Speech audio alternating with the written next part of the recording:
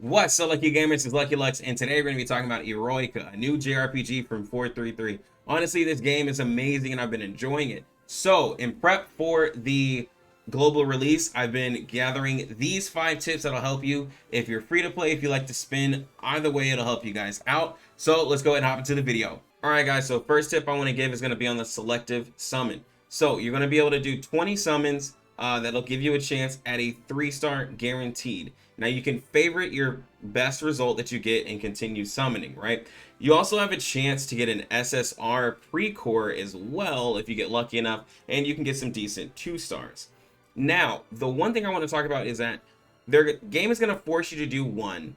I want to tell you to hit later on that and don't go ahead and proceed with it because including on the global release, they're going to be giving you some summons. Also, while you're playing through the story, you're going to get some summons.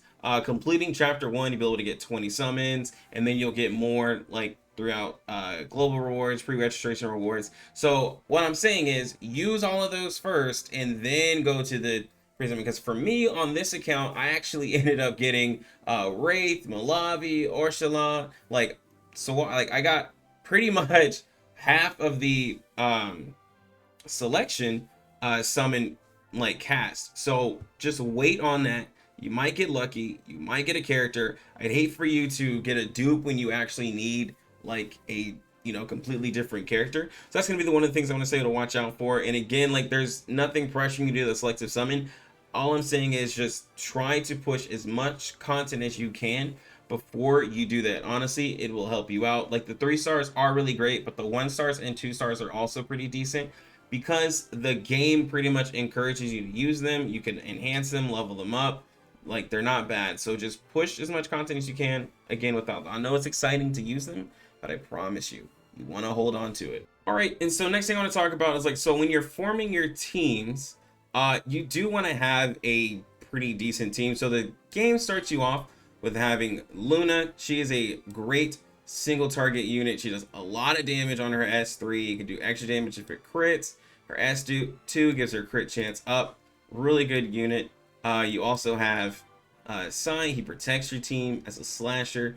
He does AoE damage, gives everybody a shield, gives himself defense up.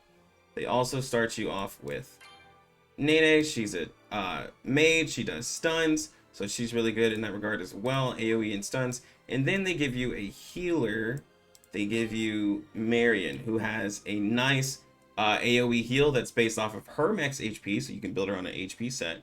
And then also she can do attack down for boss rounds. So that team is really good, and that team covers all of the basics where you have a tank, you have a AoE with the mage, and then you have single target as well that does a lot of damage. So you pretty much want to form your teams around that, right? So if you end up getting a character on the selective summon like Malavi, Swar, like you want to make sure that you still have that same formula of having somebody who's tanky, a healer, AoE DPS, and single target DPS, because that'll honestly help you out throughout the story, because there's every now and then you'll fight a boss that is pretty difficult that also has ads, so you'll want the AoE and the single target.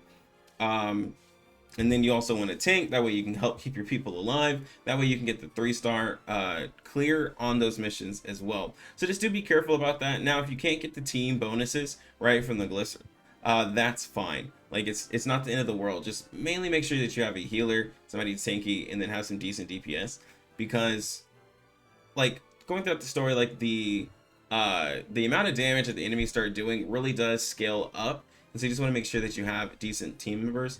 And these 1-star characters, you can also upgrade them. The story gives you the shards for, say, you'll eventually get the shards here for Luna. So just be careful for that, and then you can start leveling up there.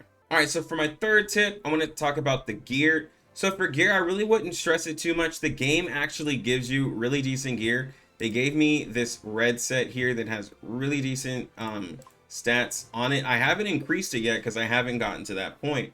And I want to say, like, don't use all of your gear enhancements when you start the game, because gear has tiers. And I'll make a separate video explaining all this, but you have tiers on your gear.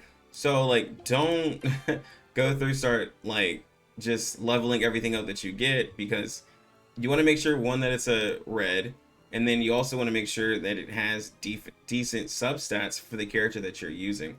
right? So like every now and then you'll get like a really good piece. Like I have this T2 piece that has penetration, debuff hit, crit damage, crit. It has no values because I haven't increased it, but I'm mainly going for these main stats here. And when you do increase your gear, you want to make sure that you're increasing the stats that really matter. So like attack, you know, like HP, attack speed helps out. It's gonna be faster, attack speed, and I think this one's, yeah, HP. HP is good for like certain characters if you're just like really struggling on surviving. So again, like there's other things to increase before you start leveling up your gear. Like you can start leveling up your skills that can help out for your damage. You also have your runes. The runes are very important to help give you those extra stats as well. So just before you start just wasting all your gear, just, you know, just try to use every option that you have, because the game does give you decent sets. Like I have gear here that I'm still waiting to use. And this is gear that they give you throughout like several different missions. And this gear is like given throughout like just doing missions in the game, like just completing the stamp tour. I've gotten a lot of stuff, so like just try to complete everything you can just before you're increasing gear again. I have not done that. I'm already at chapter 2, so I'm pretty sure you guys can do that as well. All right guys, so the fourth thing I want to talk about is going to be the rune farming. So the runes, as we showed, give you increased stat bonuses, right, for your character. They're going to be actually pretty strong. So the first like clear on it is going to give you a boosted amount. Like these first two gave me 30 of it, and I did it for each one of them. I did the first 2, right? And as you can see here, you just get a large amount. So what that means is you do want to have a team that has spread out elements, because this boosted amount, you want to make sure that you're not, you know, leveling up multiple fire characters, level like water characters.